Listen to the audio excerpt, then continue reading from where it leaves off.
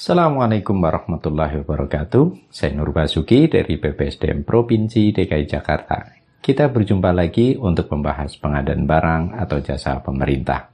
Topik bahasan kita kali ini tentang persiapan pengadaan barang atau jasa. Bagaimana penjelasannya? Simak video berikut ini.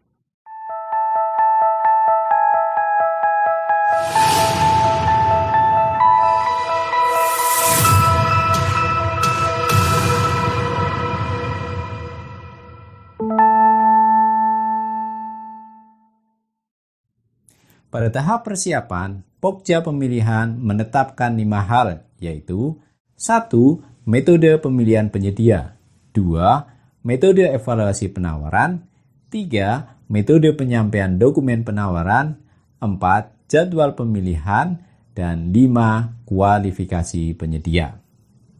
Untuk metode pemilihan bisa dibedakan menurut jenis barang atau jasa yang diadakan. Pada pemilihan penyedia barang atau pekerjaan konstruksi atau jasa lainnya digunakan 5 metode. 1. E-purchasing. E-purchasing digunakan untuk pengadaan barang atau jasa yang tercantum dalam katalog elektronik. 2. Pengadaan langsung. Metode ini digunakan untuk pengadaan barang atau jasa bernilai paling banyak Rp200 juta. 3. Penunjukan langsung. Metode ini digunakan untuk pengadaan barang atau jasa dalam keadaan tertentu, yaitu pertama, konferensi mendadak yang dihadiri presiden atau wakil presiden. Kedua, barang atau jasa bersifat rahasia untuk kepentingan negara atau sesuai perundang-undangan. Ketiga, pekerjaan konstruksi bangunan yang satu kesatuan sistem dan satu kesatuan tanggung jawab atas resiko kegagalan bangunan yang tidak dapat diperkirakan sebelumnya. Keempat, barang atau jasa yang hanya dapat disediakan oleh satu pelaku usaha yang mampu. Kelima, pengadaan dan penyaluran benih unggul serta pupuk. Keenam, pekerjaan prasarana, sarana, dan utilitas di perumahan masyarakat berpenghasilan rendah yang dilaksanakan oleh pengembang perumahan itu. Ketujuh, barang atau pekerjaan konstruksi atau jasa lainnya yang spesifik dan hanya dapat dilaksanakan oleh pemegang hak paten. Kedelapan, pemilihan penyedia yang tender ulangnya gagal. 4. Tender cepat.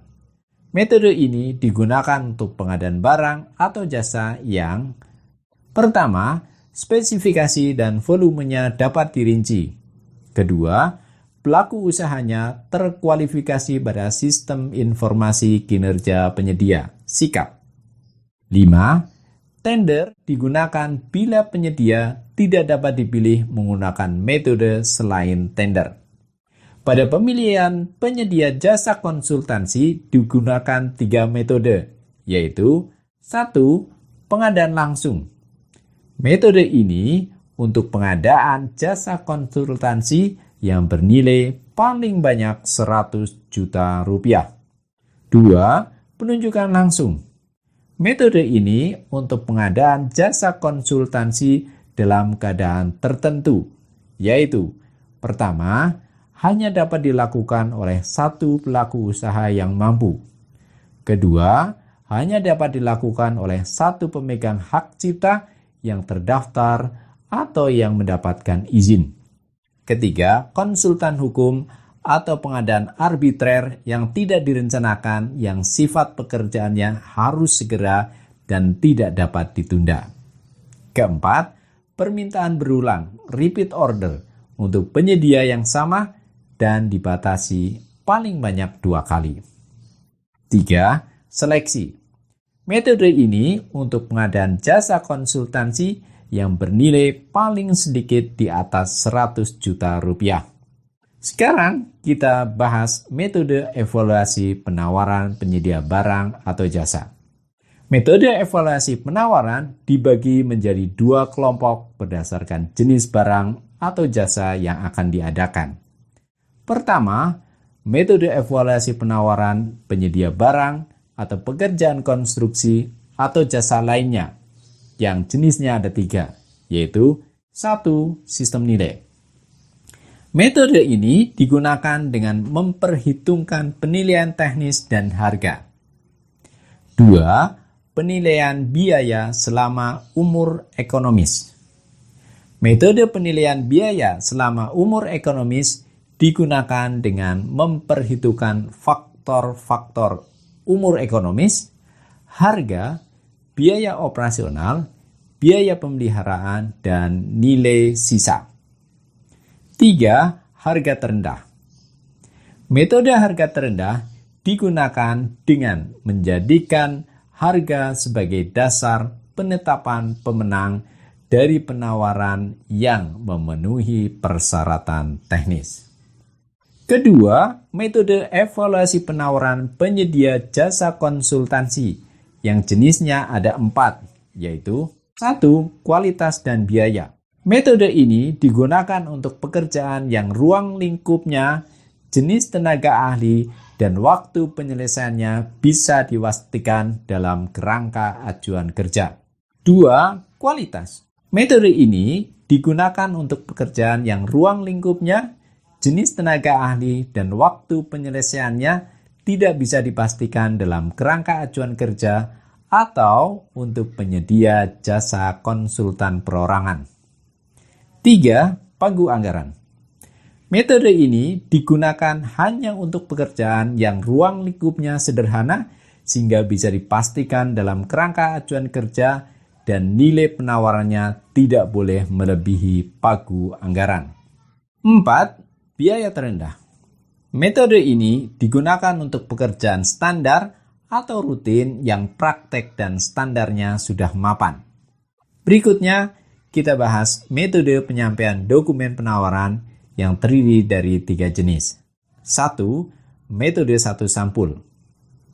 Metode ini digunakan untuk pengadaan barang atau pekerjaan konstruksi atau jasa lainnya yang menggunakan metode evaluasi harga terendah atau pengadaan jasa konsultansi dengan metode pengadaan langsung dan penunjukan langsung. 2. Metode 2 sampul.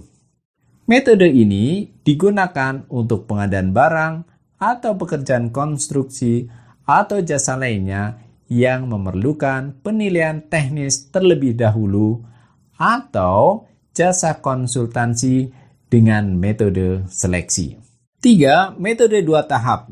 Metode ini digunakan untuk barang atau pekerjaan konstruksi atau jasa lainnya yang spesifikasinya belum bisa ditentukan dengan pasti, terdapat berbagai alternatif teknologi, dimungkinkan perubahan spesifikasi, atau membutuhkan penyetaraan teknis. Terakhir, kita membicarakan tentang metode evaluasi kualifikasi. Metode evaluasi kualifikasi terdiri dari 2 jenis, yaitu pasca kualifikasi dan pra-kualifikasi. Kualifikasi sendiri merupakan evaluasi terhadap kompetensi, kemampuan usaha, dan pemenuhan persyaratan penyedia. Pasca kualifikasi dilakukan pada pemilihan penyedia dengan metode 1. Tender pengadaan barang atau pekerjaan konstruksi atau jasa lainnya yang sifat pekerjaannya tidak kompleks, atau 2. Seleksi jasa konsultansi perorangan. Pasca kualifikasi dilakukan bersamaan dengan evaluasi penawaran dengan metode sistem gugur. Sedangkan prakualifikasi dilakukan pada pemilihan penyedia dengan metode 1. Tender pengadaan barang atau pekerjaan konstruksi atau jasa lainnya yang sifat pekerjaannya kompleks. 2. Seleksi jasa konsultansi badan usaha. Atau 3. Penunjukan langsung pengadaan barang atau pekerjaan konstruksi atau jasa lainnya atau jasa konsultansi baik badan usaha maupun perorangan.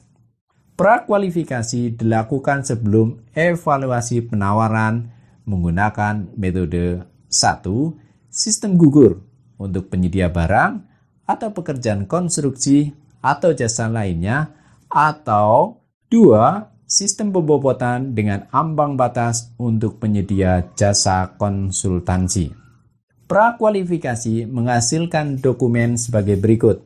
1. Daftar peserta untuk tender pengadaan barang atau pekerjaan konstruksi atau jasa lainnya. 2. Daftar pendek peserta seleksi jasa konsultansi.